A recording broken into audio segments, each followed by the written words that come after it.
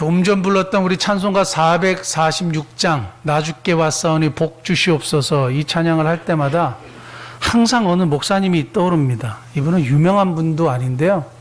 이분이 이야기했던 예화가 항상 떠올라서 그렇습니다. 우리도 제가 성도들한테 설교 내용을 물어보면 하나도 기억을 못 하시는데 예화는 아주 기가 막히게 기억을 하시는 걸 봤어요. 마찬가지로 저도 이분이 뭘 설교한지는 기억 안 나는데 그분이 이야기하신 것이 아직도 기억이 남아요. 그 뉴저지에 가면 초대교회라는 그 뉴저지 주의 미국에 가장 큰 교회가 있는데 저희가 미국에서 목회할 때 그 교회 옆에 살았거든요. 근데 마침 시간이 돼서 금요 기도회에 제가 그 교회에 참여를 했습니다. 그때 그 부목사님이 설교를 하시는 내용 중에 이런 이야기를 하셨어요. 자신은 찬송가 446장 나 주께 왔사오니 복 주시옵소서 이 찬양을 너무 싫어했다는 거예요. 그래서 왜 싫어하냐 그랬더니 우리가 하나님의 은혜로 구원을 받고 예수님이 십자가에 달리셔서 구원을 하시고 그래서 하나님이 넘치는 은혜를 베푸시고 사랑도 베푸시고 많은 복을 주셨는데 어떻게 주님 앞에 왔다고 자꾸 복 달라고 하느냐, 이게 말이 되느냐. 그렇게 은혜를 많이 받았으면 헌신하고 충성하고 해야지 주님 앞에 오기만 하면 복 주시옵소서 복 주시옵소서 그것이 말이 되느냐, 그렇게 생각을 했대요. 그렇게 생각을 하고 있는데 왜 성도들은 교회 와가지고 맨날 기도할 때 복 달라고 기도하지? 야, 이건 진짜 수준이 너무 낮은 거 아니야? 뭐 혼자 이렇게 생각을 했는데 어느 날 여전히 그 문제를 가지고 고민하고 사람들은 참 충성하고 헌신할 생각은 안 하고 맨날 복 달라는 생각만 하고 왜 그럴까 하고 있는데 갑자기 문득 하나님이 자신의 마음에 크게 말씀하시는 것 같더래요. 그래? 너는 그러면 충성하고 헌신만 해. 너는 충성하고 헌신만 해. 너한테는 복을 안 줄게. 그러니까 너는 충성하고 헌신만 해. 가만히 생각해보면 그게 갑자기 마음에 이렇게 울리더래요. 하나님의 음성인지는 모르겠지만 그러면서 생각해 보니까 자기도 복이 필요한 거죠.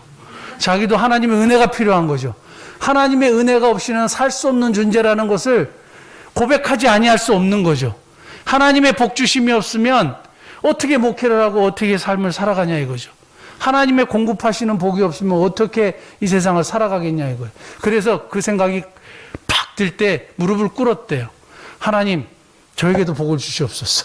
제가 잘못했습니다. 제가 하나님의 복이 없으면 살아갈 수 있는 방법이 없습니다. 하나님, 저에게 복을 주옵소서. 이렇게 이제 기도했대요. 그래서 그것이 아직도 기억에 남아요. 우리 인생은 하나님의 복 주심 없이는 살아갈 수 없는 존재들입니다. 그래서 복을 구하는 것은 성경적이고 바른 이야기예요. 그런데 하나님께서 주시고자 하는 복이 아니라 뭐가 문제냐?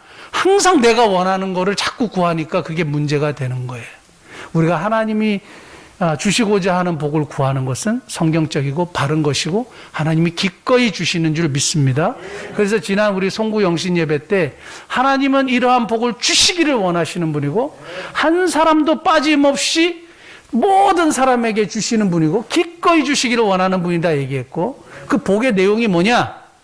지켜주시는 복을 주시고 은혜 베푸시는 복을 주시고 평강의 복을 주신다 이렇게 말씀드렸어요. 왜요? 우리에게 자격이 있어서? 아니요. 예수 그리스도 때문에. 우리가 예수님 믿는 거 하나 보시고 하나님이 이러한 복을 허락하시는 거예요. 지금 이 지켜주시는 복과 은혜 베푸시는 복과 이 평강의 복은 이미 우리에게 보장돼 있어요. 그러신 줄 믿습니다.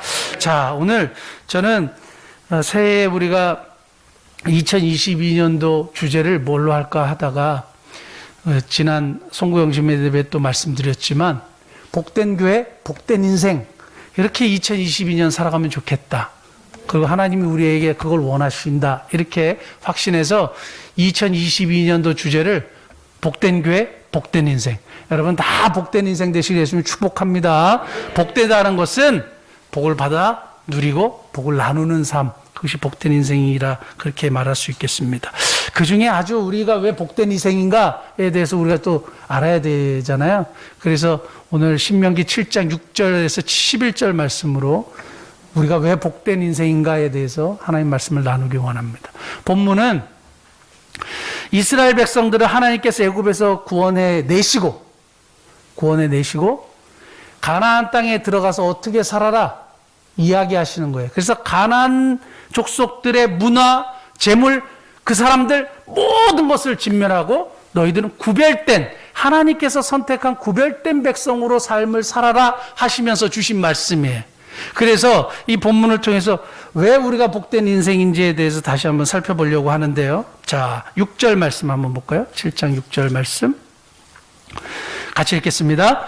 너는 여호와 내 하나님의 성민이라. 내 하나님 여호와께서 너를 지사 만민 중에서 너를 자기 기업의 백성으로 택하셨나니, 여기서 성민이라는 말은 거룩한 민족, 오늘날로 따지면 성도, 거룩한 하나님의 백성들, 거룩하다는 말은 구별하셨다, 구별해 놓으셨다. 제가 그 주일에 헌금할 때요, 항상 그 은행 가가지고 지폐를 많이 찾아요. 그래서 그 중에 새 지폐만 이렇게 구별해요. 그래서 이렇게 딱 따로 떼어놓고 이걸 하나님 앞에 드리는 헌금으로 사용해요. 이렇게 구별하듯이 하나님이 세상 사람들과 하나님이 선택한 이스라엘 백성들을 딱 구별해 놓으셨다, 이런 뜻이에요. 자, 우리가 왜 복된 인생이냐? 우리가 왜 복된 인생이 될 수밖에 없느냐? 첫째는 하나님께서 우리를 선택하셨기 때문이에요. 하나님이 우리를 선택하셨는데 일방적으로 선택하셨다라는 사실이에요. 요한복음 15장 16절. 예수님도 이렇게 말씀하셨습니다. 너희가 나를 택한 것이 아니요 내가 너희를 택하여 세웠나니. 우리가 어느 순간 예수님을 선택한 것 같은데 예수님이 우리를 선택했다고 말씀해요. 에베소서 1장 4절. 같이 읽겠습니다. 곧 창세전에 그리스도 안에서 우리를 택하사 됐습니다. 언제 택했어요? 창세전에 택했대요. 이게 굉장히 신비한 일인데, 세상이 만들어지기 전에 하나님이 1972년도에 태어난 이정목을 선택하셨다 이거예요. 선택하셨다 이거예요. 그거는 내가 거부하거나 내가 거기에 대해서 뭘 왈가왈부할 수가 없어요. 그냥 하나님이 일방적으로 딱 선택하신 거예요. 이게 나중에 보면 감사하게 되는 거죠. 저희가 1991년도 저희 누님이 폐결핵으로 돌아가시고 저에게 폐결핵이 찾아왔잖아요. 그래서 하나님 앞에 간절히 구하고 살려달라고 했을 때 하나님의 은혜가 임하게 되고 폐결핵의 치료를 받은 다음에 제가 그 기도원 그 밑에 숙소에 기도원 숙소에 내려와가지고 성경을 읽다가 에베소서 2장 8, 9절 말씀에 딱 마음이 꽂혔어요. 정말 말씀이 살아있는 말씀으로 엄청나게 감동으로 다가오는데, 그게 뭐냐면 너희가 그 은혜를 인하여 믿음으로 말미암아 구원을 얻었나니 이것이 너희에게서 난 것이 아니요 하나님의 선물이라. 도대체 뭘 믿음으로 구원에 이르렀다고 하시는 걸까? 로마서 10장 9절 10절에 보면 너가 만일 너 입으로 예수 그리스도를 주라 시인하고 하나님께서 그를 죽은 자 가운데서 다시 살리신 것을 네 마음에 믿으면 구원을 얻으리니 사람이 마음으로 믿어 의에 이르고 입으로 시인하여 구원에 이르느니라. 하나님이 나를 은혜로 선택해 주시고 그 은혜로 선택하고 내가 믿음으로 말미암아 구원을 얻었나니, 무엇을 믿음으로 구원을 얻었느냐 하면 예수 그리스도의 십자가의 대속의 죽으심과 부활을 믿으면 구원을 우리에게 주셨다 이거예요. 그게 그냥 확 믿어지는 거죠. 그래서 제가 그 자리에서 무릎을 꿇고 예수님을 구주와 주님으로 영접했어요. 그런데 저는 제가 예수님을 영접하고 제가 선택하고 제가 하나님 앞에 헌신하기로 했다고 생각했어요. 근데 성경을 보니까 창세전에 이미 저를 하나님이 먼저 선택했어요. 제가 하나님 앞으로 돌아오게 된 것은 하나님이 나를 선택했기 때문이에요. 여러분들이 그냥 이 자리에 인생의 어느 순간 내가 예수님을 선택했기 때문에 여기 계신 게 아니에요. 여러분들이 여기 계신 이유가 뭔지 아세요? 하나님이 창세전에 여러분들을 선택했기 때문이에요. 여러분들의 생일날 태어나기도 전에 하나님이 이미 알고 계시고 선택하신 줄 믿습니다. 자, 기가 막힌 말씀이 하나 나오는데요. 자, 우리 6절 말씀 다시 한번 보면 너는 여호와 내 하나님 성민이라 구별된 백성이라 내 하나님 여호와께서 지상 만민 중에서 너를 자기 기업의 백성으로 택하셨나니. 너를 자기 기업의 백성으로 택하셨나니. 이 말씀이 이게 무슨 말일까? 좀 어렵잖아요. 간단하게 두 가지예요. 하나는 스페셜, 특별한 존재로 하나님께 특별한 존재로 부르셨다 이 얘기예요. 또는 두 번째는 NIV 영어 성경에 보면 treasured possession. 이게 뭐냐 하면 여러분 그 보물섬이라고 아세요? 보물 지도를 찾아가지고 막 보물이 있는 섬을 찾아가는 보물섬을 영어로 treasure island라 그래요. treasure island. 그러면 treasured possession. 보물과 같은 소유, 보물과 같은 존재. 누가요? 하나님께서 선택하신 저와 여러분들이 하나님께는 어떤 존재냐? 보물과 같은 존재로 하나님이 우리를 선택하셨다는 거예요. 보물이 귀한 거예요? 하찮은 겁니까? 귀한 거죠. 하나님이 우리를 선택하셨는데 보물 같은 존재로, 스페셜한 존재로, 특별한 존재로, 그래서 아끼고 사랑할 수밖에 없는 존재로 우리를 선택하셨다는 거예요. 그 천지를 창조하신 하나님이 저와 여러분들을 그렇게 선택하신 것이 얼마나 복된 인생입니까? 왜 우리가 복된 인생이냐? 하나님이 우리를 선택하셨는데 스페셜한 존재로, 보석과 같은 존재로, 보물과 같은 존재로 선택하셨기 때문인 줄 믿습니다. 자, 그 다음 왜 우리가 복된 인생인가? 두 번째 7절 한번 보실까요? 7절 같이 읽겠습니다. 여호와께서 너희를 기뻐하시고 너희를 택하심은 너희가 다른 민족보다 수요가 많기 때문이 아니니라. 너희는 오히려 모든 민족 중에 가장 적으니라. 말도 안 되는 이야기가 하나 나와요. 그게 뭐냐면 하나님이 우리를 선택하셨는데 왜 선택했느냐? 세상에서 제일 적기 때문에 선택을 하셨다는 거예요. 우리가 왜 복된 하나님의 백성이냐? 왜 우리가 복된 인생이냐? 받을 자격이 전혀 없는데 선택하셨기 때문이에요. 오늘 본문 말씀 보면 세상에서 가장 적은 존재들이기 때문에 선택하셨다는 거예요. 이게 다른 말로 얘기하면 세상에서 제일 약하고 제일 부족하고 제일 어리석고 제일 멍청하고 힘도 제일 없고 그래서 하나님이 선택하셨다는 거예요. 그 가을 운동회 있잖아요. 저희 학교 다닐 때는 가을 운동회가 엄청나게 이게 중요한 대회였어요. 근데 저는 국민학교 다닐 때 항상 계주 대표로 뽑혔거든요. 달리기가 빨라가지고. 근데 중학교 딱 올라오니까 세상에 저보다 달리기 빠른 애들이 얼마나 많은지 모르겠어요. 그래서 저는 제가 뽑힐 줄 알았는데 안 뽑혔어요. 왜 안 뽑혔을까요? 저보다 더 빨리 달리는 애를 선택하는 거예요. 당연하겠죠. 그 세상의 선택의 기준은 달리기가 빠른 애를 선택하죠. 우리가 농구를 이렇게 하는데요. 여러분 이긴 진 아세요? 가위바위보 해갖고 이긴 진 해갖고 이긴 사람이 먼저 자기 팀을 이렇게 뽑는 거예요. 농구를 하는데 저희가 이긴 진 해갖고 가위바위보 해서 이기면 누구를 제일 먼저 뽑는지 아세요? 키가 제일 큰 애, 제일 잘하는 애를 먼저 뽑아요. 그리고 나중에 한 사람이 남아요. 그럼 뭐라 하는지 아세요? 야, 너 그냥 깍두기나 해. 그냥 깍두기나 해. 너 이쪽 할래? 저쪽 할래? 그냥 너 알아서 해. 이렇게 해요. 이게 세상의 기준이에요. 세상의 기준인데 세상의 기준은 잘하는 사람, 똑똑하는 사람, 잘 나가는 사람을 뽑죠. 근데 하나님은 제일 약한 사람, 제일 부족한 사람, 제일 멍청한 사람 이런 이스라엘 백성들을 선택했다 이거예요. 그러니까 이스라엘 백성들에게 무슨 의의가 있어요? 뭐가 대단해요? 아무것도 아니에요. 그냥 받을 자격이 없는데 하나님이 선택하셨다는 거죠. 제가 이 말씀을 묵상하면서 한 가지 크게 깨달은 게 있어요. 저는 우리 교회가 하나님이 기뻐하시는 사역을 많이 감당하니까 하나님이 우리에게 은혜를 베푸시고 하나님의 능력을 나타내시는구나 이렇게 생각했는데 오늘 말씀 보고 살짝 회개했어요.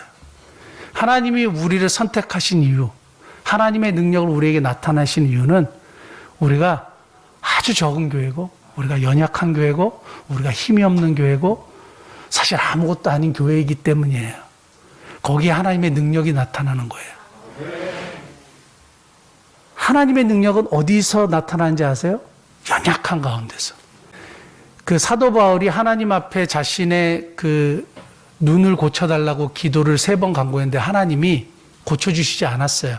고쳐주시지 않고 이렇게 얘기합니다. 내 능력이 너희 약한 데서 온전하여진다. 너의 가장 약한 부분에서 내 능력이 드러나게 된다. 이렇게 얘기하는 겁니다. 고린도서 1장 27절 하나님께서 세상의 미련한 것들을 택하사 지혜 있는 자들을 부끄럽게 하려 하시고 약한 것들을 택하사 강한 것들을 부끄럽게 하려 하시며 28절 하나님께 세상에 천한 것들과 멸시받는 것들과 없는 것들을 택하사 있는 것들을 폐하려 하시나니 29절 같이 보겠습니다. 이는 아무 육체도 하나님 앞에서 자랑하지 못하게 하려 하십니다. 우리를 선택하신 이유가 죄송하지만 정말 좀 별 볼 일이 없기 때문이에요. 부족하기 때문이에요. 연약하기 때문이에요. 누가 하나님 앞에 자랑할 수 있겠어요? 자랑할 수 없다 이거예요. 저는 우리를 선택하시고 우리에게 하나님의 능력을 나타내시는 것은 우리가 연약하기 때문이구나. 우리가 부족하기 때문에 하나님의 능력이 나타나는 거구나. 저와 여러분들이 그렇게 신앙 고백하시는 복된 은혜가 있기를 원합니다. 자, 그 다음에 우리 7장 7절 다시 수요가 적기 때문에 선택했다 얘기했죠. 8절 보겠습니다. 시작. 여호와께서 나만 너희를 사랑하심으로 말미암아 또는 너희 조상들에게 하신 맹세를 지켜야 하심으로 말미암아. 됐습니다. 여호와께서 다만 너희를 사랑하심으로 말미암아 우리를 택했다 이거예요. 여기에 조건이 있어요, 없어요? 없어요. 그냥 다만 사랑했대요. 그냥 사랑하셨대요. 그래서 우리를 선택했어요. 우리는 받을 자격이 없고 연약하고 부족한데 하나님이 그냥 일방적으로 사랑하셔서 우리를 선택하셨다는 겁니다. 제가 성경을 좀 찾아보니까 이스라엘 백성들이 진짜 가관도 아니에요. 대박이에요. 어떻게 대박이냐? 민수기 11장 1절 여호와께서 들으시기에 백성이 악한 말로 원망하며. 제가 이스라엘 백성들의 그 별명을 하나 졌는데요. 원불교 교인이다 그랬어요. 불평과 원망이 얼마나 많은지 몰라요. 이게 앞뒤의 문맥을 살펴보면 뭐냐면 하나님이 낮에는 무슨 기둥? 구름 기둥. 밤에는 불 기둥. 근데 이게 구름이 떠올라야 이스라엘이 행진해요. 그러니까 어떨 때는 일주일을 기다려야 되고 어떨 때 열흘을 기다려야 되고 자기 마음대로 안 되고 하나님이 인도하시는 방법대로만 가야 되는 거예요. 거기에 대해서 불만이 있는 거죠. 왜 이거를 우리 마음대로 이렇게 가게 하지 왜 하나님이 이렇게 인도하셔? 사실 하나님이 인도하시면 보호가 포함되어 있는 건데도 이스라엘 백성들이 원망해요. 그 다음에 11장 4절부터 6절 그들 중에 섞여 사는 다른 인종의 탐욕을 품음에 이스라엘 자손도 다시 울며 이르되 누가 우리에게 고기를 주어 먹게 하랴. 이스라엘 백성들 중에 어떤 무리가 탐욕을 품었고 이스라엘 백성들이 거기에 또 동화돼 가지고 고기 좀 주세요 막 그러고 이제 막 요청을 하기 시작했어요. 근데 놀라운 결과가 31절부터 34절 하나님이 메추라기를 확 보내셨잖아요. 자, 바람이 여호와께서 나와 바다에서부터 메추라기를 몰아 진영 곁 이쪽 저쪽 곧 진영 사방으로 각기 하룻길 되는 지면 위 2규빗쯤 내리게 하니. 그러니까 땅에 막 가득하게 메추라기를 보내셨다 이거예요. 32절 백성이 일어나 그날 종일 종려와 그 이튿날 종일토록 메추라기를 모으니. 자, 여기가 중요해요. 적게 모은 자도 10호멜이라. 10호멜은 2200리터예요. 제일 적게 모은 사람이 얼마나 모았느냐? 우리 1리터짜리 페트병이 2200개가 쫙 있는 거예요. 얼마나 모았는지. 이게 뭔지 아세요? 탐욕이요. 얼마나 가지려고 했는지 아세요? 탐욕이요. 조금 지나면 다 썩어버리는데.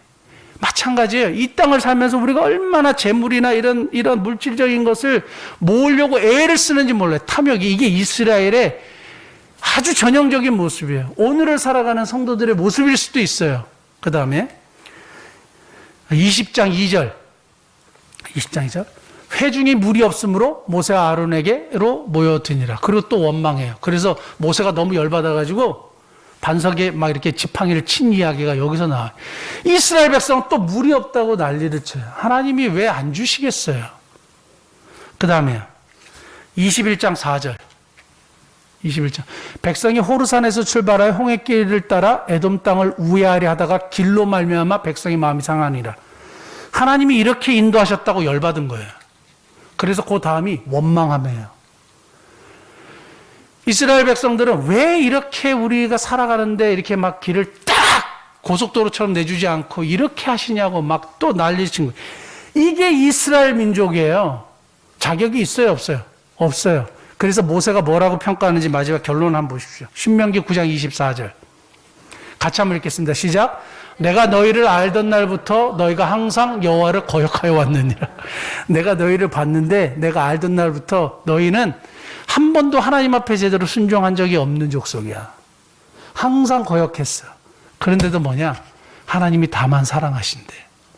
저와 여러분들이 새해를 밝았다고 막 다짐하지만 여전히 실수할 거예요. 여전히 부족할 거예요. 여전히 연약할 거예요. 잘못 판단하고요. 잘못 생각할 때가 많을 거예요. 그런데요, 하나님이 사랑하신대요. 이게 은혜입니다. 나는 아무 자격이 없는데 하나님이 그냥 일방적으로 사랑해 주시는 거예요.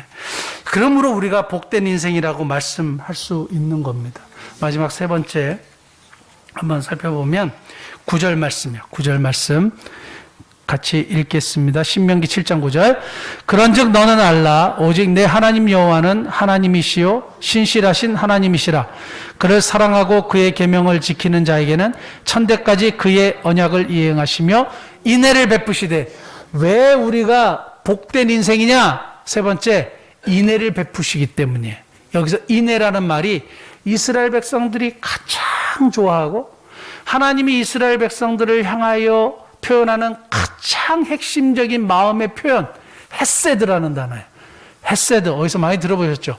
헤세드요. 이 헤세드는 이게 사실은 번역이 굉장히 불가능해요. 히브리어에 아주, 그러니까 이거를 우리는 어떻게 번역했냐면 인애, 인자, 은혜, 사랑, 긍휼 이렇게 했어요. 이 헤세드에는 세 가지 속성이 있어요. 세 가지 속성이 있는데 이거는 누구에게만 주느냐? 첫째, 언약의 백성들. 하나님이 선택한 백성에게만 주시는 사랑이에요. 저와 여러분들을 하나님이 선택하셨죠. 선택한 백성에게만 주시는 헤세드예요. 그러니까 믿지 않는 저 있는 사람도 하나님이 사랑하시지만 이 헤세드는 주시지 않아요. 헤세드는 누구에게만 주느냐? 선택받은 하나님의 백성들에게만 주시는 사랑이에요.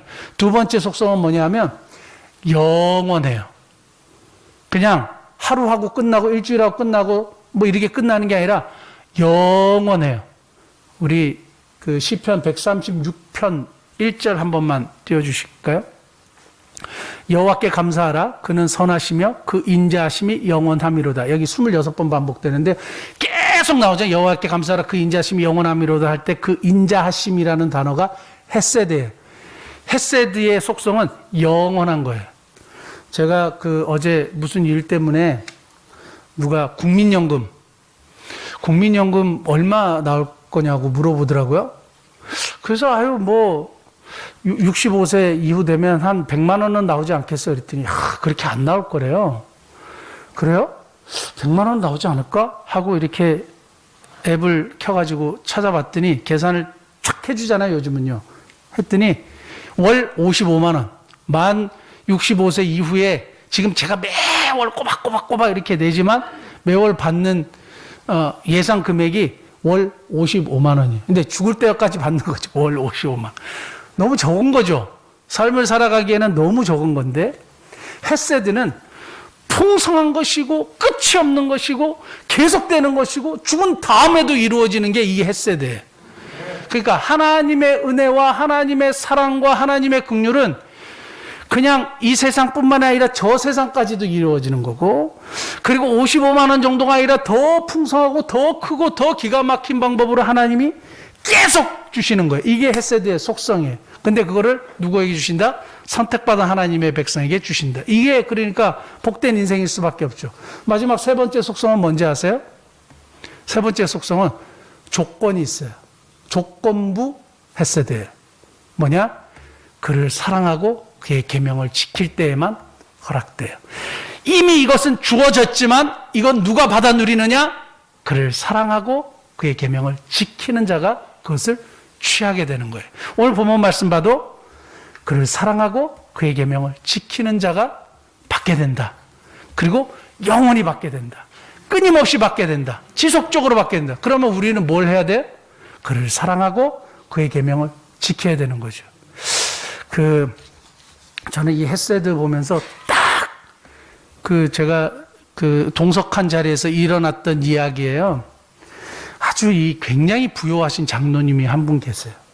근데 이 장로님이 어느 한 음악가, 바이올리니스트를 되게 좋아해요. 그래서 같이 이렇게 모임을 가졌단 말이에요.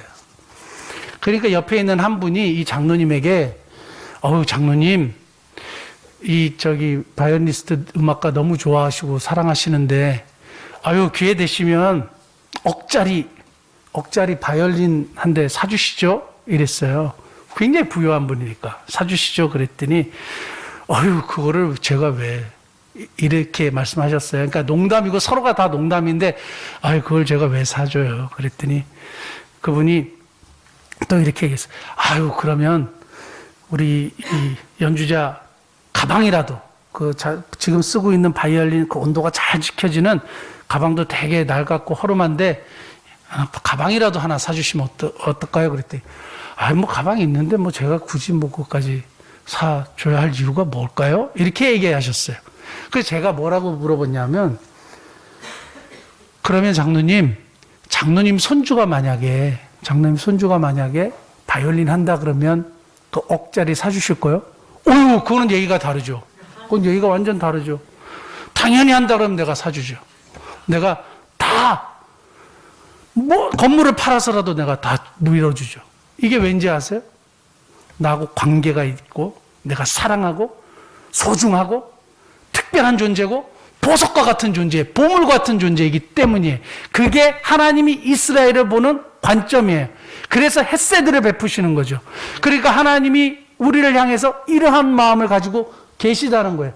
관계가 우리가 형성되어 있는 존재들이에요. 그러므로 우리가 복된 인생이 되는 거죠. 하나님이 우리를 보실 때 딱 주시기로 마음먹고 딱 있어요. 딱 하나예요. 사랑하고 그의 계명을 지키는 거예요. 요한복음 14장 21절. 예수님이 뭐라고 말씀하셨냐면, 나의 계명을 가지고 지키는 자라야 나를 사랑하는 자니. 아까는 사랑하고 계명을 지켜라고 이렇게 말씀하셨잖아요. 그래야 헤세드가 온다고 말씀하셨잖아요. 근데 예수님은 또 거꾸로 얘기했어요. 나를 사랑하는 사람은 누군지 아니? 나의 계명을 지키는 자가 나를 사랑하는 자야.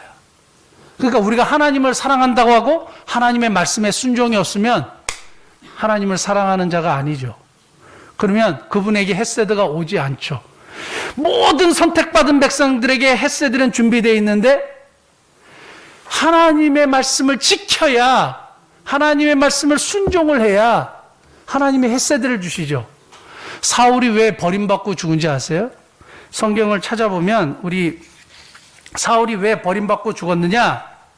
하나님이 사울을 죽이신 이유가 하나님의 말씀을 지키지 않았기 때문에 사울을 죽이셨다고 표현했어요.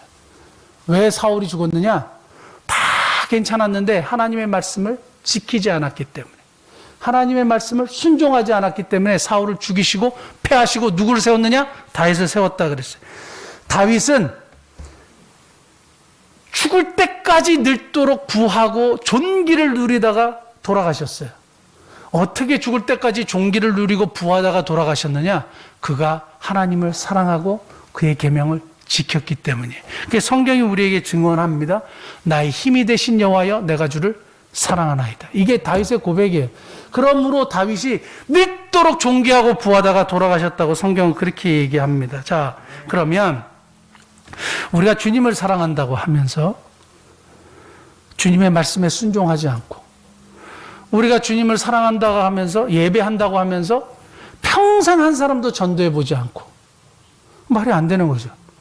제가 저 두레라는 단체에 있을 때, 교회에 찾아오는 사람들 중에요, 교회를 상대로 돈을 벌려고 하는 사람들이 있어요. 그래서 제가 여러 번 만났거든요. 교회를 상대로 부동산을 파는데 시세보다 훨씬, 자기는 어느 교회 집사고 어느 교회 장로래요. 왔어요. 어느 교회인지 다 얘기하고요. 근데 알고 보니까 시세보다 훨씬 비싸게 얘기해요. 그럼 도대체 난 이게 무슨 신앙이지? 이런 생각을 하게 돼요. 교회를 상대로 뭔가 이윤을 크게 취하려고 하는 사람들이요. 그게 하나님 사랑하는 사람들일까요? 절대 아니라고 보는 거죠. 요한일서 4장 20절에 보면 하나님을 사랑한다고 하고 이웃을 미워하는 자가 있다 그랬어요. 누구든지 하나님을 사랑하노라고 그 형제를 미워하면 이는 거짓말하는 자라 그랬어요. 그 형제를 사랑하지 않는 자는 하나님을 사랑할 수 없다 그랬어요. 그러니까 우리가 하나님을 사랑하고 그 계명을 지킨다고 하고 사람을 계속 마음에 미워하면 이건 안 돼요. 헤세드를 받을 수가 없다는 거예요. 주님을 사랑한다고 물질과 출세를 인생의 최우선 순위로 여기면 헤세드를 받을 수 없는 거죠. 주님을 사랑한다고 하고 일평생 한 사람도 예수님의 복음을 전해보지 않았어요.